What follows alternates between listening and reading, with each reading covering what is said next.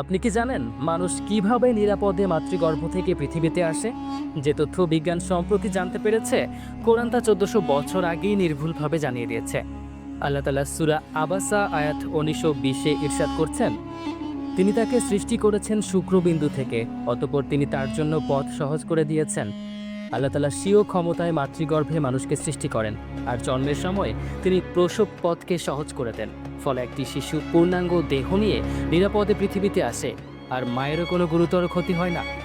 আধুনিক বিজ্ঞানের উন্নতির ফলে আজ আমরা জানতে পেরেছি কোরআনে বর্ণিত মানব জন্মের এই ধাপ সম্পূর্ণ সত্য।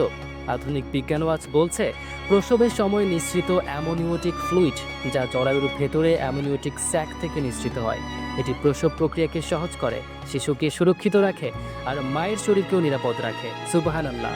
প্রায় 1400 বছর আগে কোরআনে বর্ণিত এই নির্ভুল তথ্যই প্রমাণ করে কোরআন কোনো মানুষের লেখা নয়, বরং আল্লাহ তাআলার প্রেরিত ঐশী কিতাব।